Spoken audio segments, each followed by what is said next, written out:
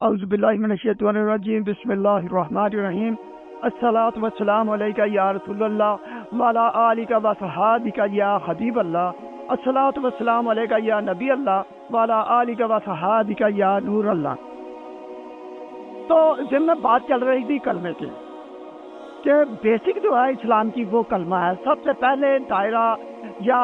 چار دیواری کہہ لیں کہ جب انسان چار دیواری میں داخل ہوتا ہے تو سب سے پہلے وہ اندر گیٹ ان کرتا ہے، اور اسی طرح کلمے کی مثال بھی یہ ہے کہ جب ہم نے اسلامی عمارت میں داخل ہونا ہے تو سب سے پہلے ہمیں لا الہ الا اللہ محمد رسول اللہ کی چابی سے اس گیٹ کے تالے کو کھولنا ہے۔ جب وہ کھلے گا اس کے بعد آگے سٹیپ بائی سٹیپ ہر چیز چلتی جائے گی۔ ضمن یہ بات چل رہی تھی کہ مطلب افضل حکم اور سب سے قابل ترجیح سب سے مقدم حکم جو ہے وہ اللہ پاک کا ہے، اور اس کے بعد پھر اللہ پاک کے فرمان کے مطابق نبی پاک صلی اللہ علیہ وسلم کی اطاعت و اتباع، یعنی جو نمونہ ہے نا زندگی کا، کلچر لائف جو ہے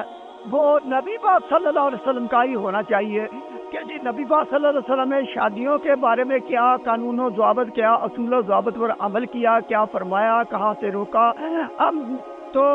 اس سے ہی ہماری بہتری ہوگی۔ اور اب سوال یہ کوئی کہے گی کہ مطلب ہم نہیں کرتے، کلکم رائن و کلکم مسئولن عن رعیتی، کہ تم سے تمہاری رعیت کے بارے میں سوال کیا جائے گا۔ اس کا سب سے بہتر یا افضل سوال جو حکمائے وقت جو ہے نا ملک کے حکمران، یہ ان سے ہوگا کہ کیا میں نے تمہیں حکومت دی تھی، کیا تم نے میرے قانون کے مطابق اپنی رعایا کو چلایا یا خود چلے؟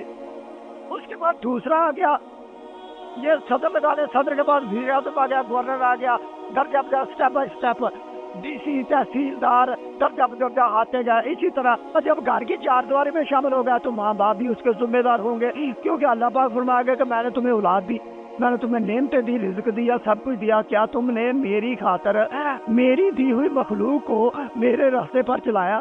لہذا یہ تو سب کو ہی درجہ بدرجہ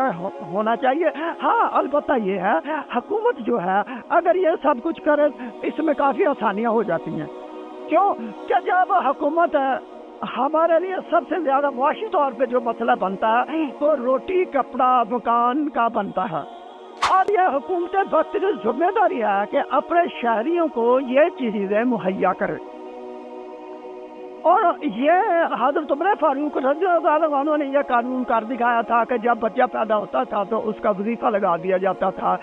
اور آگے کچھ انسانی فطرت بھی ایسی ہے، یہ لالچی بھی ہے۔ پتہ چلا کہ جی مائیں جو ہے وہ بچوں کو دودھ پلانا چھوڑ گئی ہیں، کس لیے کہ یہ بچہ دودھ چھوڑے گا تو ہمیں وظیفہ ملے گا۔ جب حضرت عمر فاروق کو پتہ چلا آپ نے پیدا ہوتے ہی بچے کا وظیفہ لگا دیا۔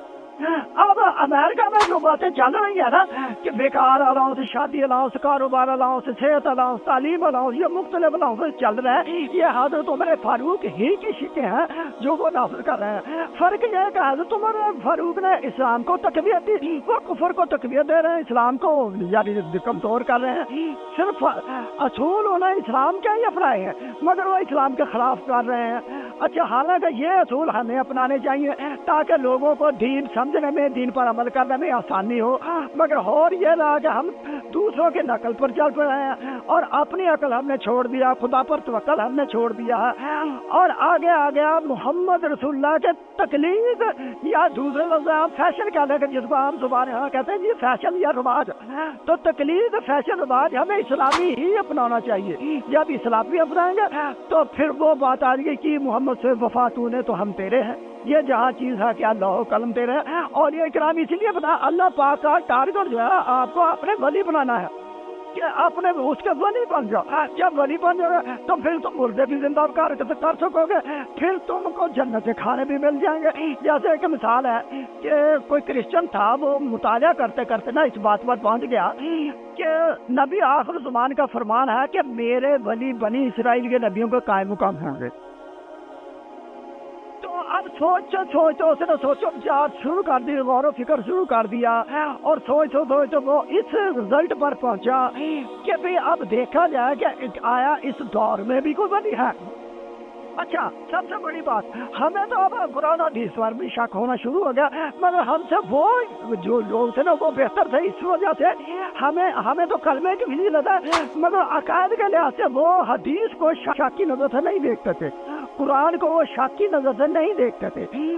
وہ کیا دیکھتے تھے کہ آیا اس پر عمل پیرا جو ہو رہا ہے وہ اب ہے یا نہیں ہے۔ اب اس کے ذہن میں یہ آ گئی کہ حضرت عیسیٰ کو تو کھانا اترتا تھا، پھر سوچتے اس کے ذہن میں ایک بات آ گئی، آواز خلق میں کہا رہا ہے خدا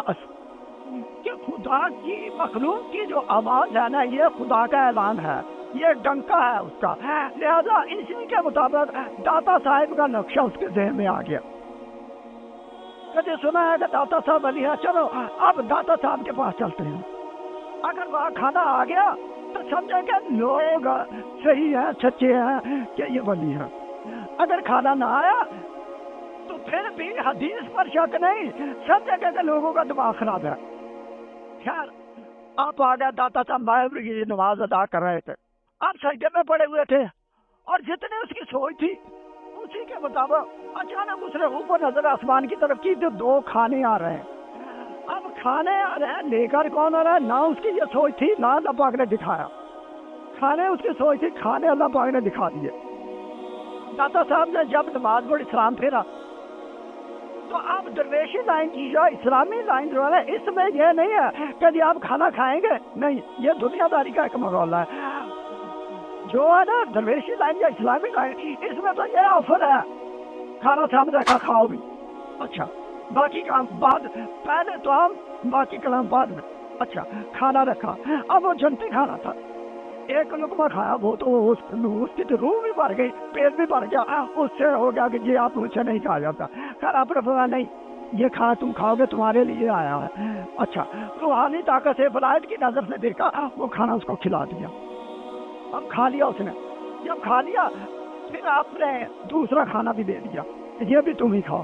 اس نے کہا نہیں جی بس میں پر ہو گیا، اب مجھ میں یہ گنجائش نہیں، خیر آپ نے وہ زیادہ کھانا کھا لیا، اب بتاؤ کہ آپ کیسے آئے، آپ کا مقصد کیا ہے، آپ کا مدعا کیا ہے، وہ بتاؤ۔ اب اس نے کہا کہ میں جو مدعا لے کر آیا تھا، جو مقصد لے کر آیا، میں نے سنا دیکھا ہی نہیں، میں نے وہ کھا بھی چکا، اور اس کا نتیجہ کیا کیا، اس نے کلمہ پڑھ لیا، مسلمان ہو گیا، اور داتا صاحب کی وساطت سے ان کا خلیفہ ہونے کی وجہ سے وہ ولی اللہ بھی بن گیا۔